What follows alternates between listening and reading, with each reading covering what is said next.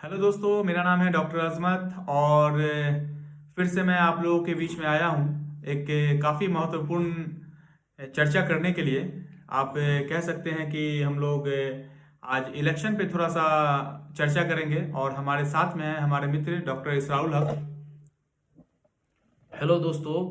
मैं जैसा कि जानते हैं आप, मैं डॉक्टर इशरारुल हक। और ये बहुत अहम मुद्दा है बिहार के लिए, बिहार सरकार के लिए। हम इसी से ही टिके हुए हैं। जो भी जनता है, जब सरकार आप अच्छा चुनते हैं तो आपका विकास बेहतर होता है। अगर आप सरकार गलत चुन लिए, गलत हाथ आदमी के हाथों में दे दिए, तो समझ लीजिए कि आपका जो है भविष्य बर्बाद हो गया। तो आपको ये होना चाहिए कि आप अच्छे से चुनाव करें, अच्छे लोगों का चुनाव करें। और इसमें ये है कि अक्सर जो नेता लोग हैं, ये आपको लुभाने की कोशिश करते हैं। थोड़े पैसे में आपको लुभाने की कोशिश करते हैं। 500 1000 रुपया दे करके आपको लुभाने की चाहते हैं। तो अगर आपको पैसा दे रहे हैं तो आप पैसा लीजिए, लेकिन आपको चुनना है सही आदमी को। अगर आप सही नेता को चुन रहे हैं तो आपका बेहतर विकास होगा। और हमारे सर ने डॉक्टर अजमत अंसारी साहब सर ने बहुत बोलेंगे। अच्छी बात कही कि हमको हमेशा मुद्दों पे चुनाव लड़ना चाहिए। और कुछ बातें हैं जिस पे मैं प्रकाश डालना चाहूँगा, जैसा कि सर ने भी कहा कि चुनाव का जो मुद्दा होना चाहिए कभी भी वो हम लोग धर्म जाति पात इन सब से उठ करके हम लोग को करना है, क्योंकि ये हमारे और आपके बच्चों के भविष्य का सवाल है। अगर हम किसी से कुछ पैसे ले करके या टेम्प्रोरी किसी तरह के जो योजना चला दिया जाता है जिसमें 10,000 5,000 दे दिया जाता है, इससे हमारा ज़िंदगी नहीं चलेगा। हमारा ज़िंदगी चलेगा सही शिक्षा से, जब हमको प्रोवाइड किया जाएगा। हमारे हमारे प्रदेश में अच्छी यूनिवर्सिटीज़ बनाई जाएंगी, हमारे प्रदेश में नकल को रोका जाएगा, हमारे बच्चों को सही शिक्षा दी जाएगी। और चाहे वो किसी भी घर का बच्चा हो, उसको एक समान शिक्षा मिलना चाहिए।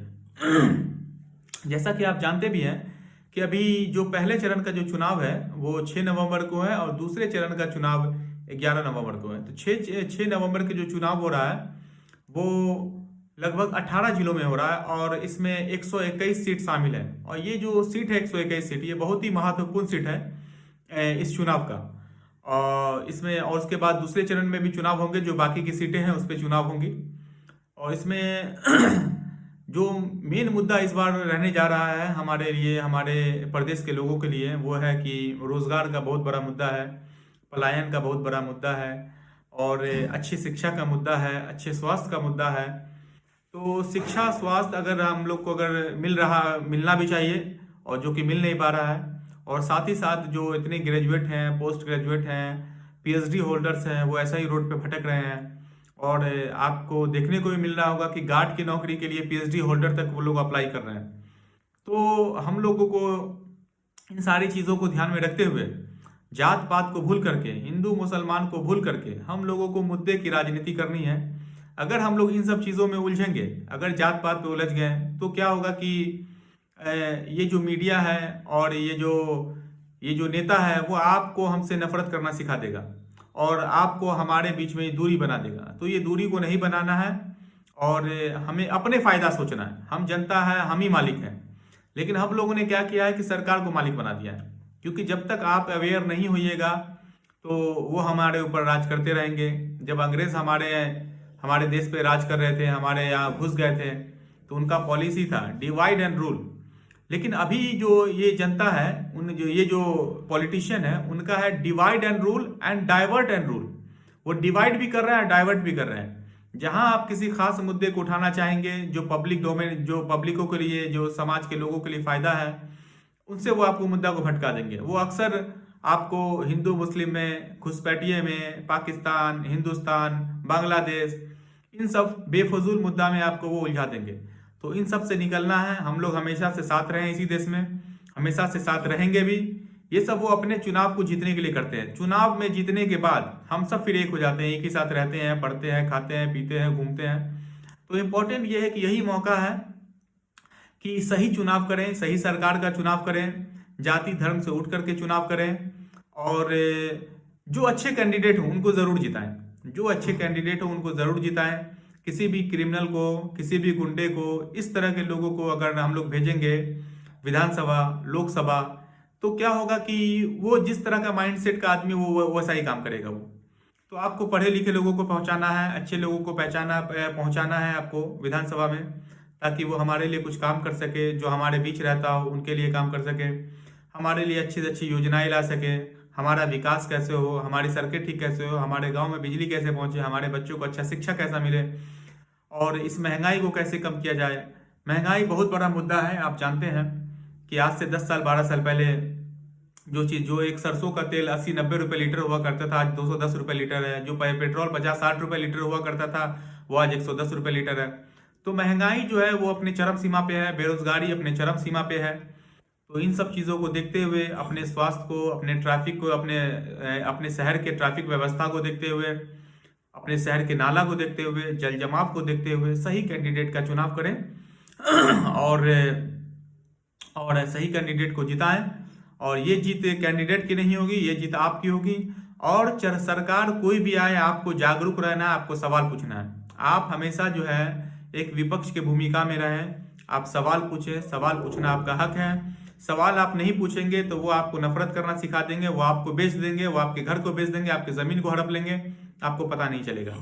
और इसी बातों से मैं अपने वाणी को विराम दूंगा और कहूँगा कि आप सभी जहाँ भी हैं वोट ज़रूर दें। आपका एक वोट हमारी किस्मत को, हमारे प्रदेश की किस्मत को बदल सकता है, और हमारे उज्जवल भविष्य के लिए और एक जागरूक नागरिक होने के साथ नाते आपको वोट देना चाहिए, वोट करवाना चाहिए। जो लोग नहीं जा पा रहे हैं, किसी भी कारण से माजूर है या तकलीफ में हैं, तो उनको भी व्यवस्था करके उनसे वोट दिलवाइए, और आपका, हमारा, हमारे बच्चों का भविष्य को सुंदर बनाने की कोशिश करें। साथ ही मैं अब माइक देना चाहूँगा हमारे सर इसराउल सर को। Sir please. और मैं ये कहना चाहूँगा, मैं जब भी देखता हूँ इलेक्शन आती है तो हमारे नेतागढ़ जो है वो थोड़े थोड़े पैसे दे करके और जनता को लुभाते हैं। जैसे अगर सपोज करिए आपको 500 रुपया अगर कोई दे दिया 5 साल के लिए, ज़्यादा कुछ देते नहीं है, 500 1000 यही देते हैं। एक जनता के लिए, एक पब्लिक के लिए अगर 500 रुपया मिल रहा है तो समझिए कि एक साल में आपको 100 रुपया दिया, और एक साल में 365 दिन होता है, आपको भी मालूम है। यानी कि आपको सिर्फ जो है कि 25-30 पैसा जो है आपको एक दिन का मिल रहा है। यानी कि आप जितने गरीबों को, एक भिखारी को आप दे देते हैं 5 रुपया 10 रुपया डेली आप दे देते हैं, उससे भी कम कीमत पे आपको वो खरीद लेता है नेता। अब जब आप खरीद लेते हैं, आप बिक जाते हैं, तो नेता के सामने आप बोलने लायक नहीं रहते हैं। कभी भी आप कोई मुद्दा के लिए जाएंगे तो क्या कहेंगे कि आप नेताजी हमारा काम करवा दीजिए, तो नेता क्या कहेगा, अरे भैया तुम तो पैसा लिए थे। तो आप उससे आप क्वेश्चन नहीं कर सकते हैं जब तक कि, देखिए, आप पैसा कभी भी किसी से ना लें। पैसा से आप अड़ जाए कि हमको पैसा नहीं लेना है, तो अड़ेगा बिहार तो बढ़ेगा बिहार, और लड़ेगा बिहार। तो मैं यही चाहता हूं, आपसे रिक्वेस्ट करना चाहता हूं, आपसे इल्तजा करूंगा कि आप जो है पैसे, थोड़े चवन्नी भर पैसे के लिए आप नहीं बिके, क्योंकि आप भिखारी नहीं है। भिखारी से भी बदतर, मतलब ये 4 आना पैसे के लिए आप बिक जा रहे हैं, यानी भिखारी से भी बदतर है। तो मैं पब्लिक को ये कहूंगा कि आप भिखारी नहीं है, आप क्या है, मतदान, आप दान कर रहे हैं, आप नेता को दान दे रहे हैं। आप नेता से 500 रुपया ले लिए तो वो तो फिर आप भिखारी से भी बदतर हो गए। तो थोड़े पैसे के लिए मैं यही कहूंगा कि आप कभी ना बिके, और नेता कोई भी पैसा दे रहा है उसका पैसा जो है उसके मुंह पे मार देना है। तो अड़ेगा बिहार, बढ़ेगा बिहार, और लड़ेगा बिहार। दोस्तों, एक चीज़ और मैं मेंशन करना चाहूँगा आपको कि कई बार हम लोगों को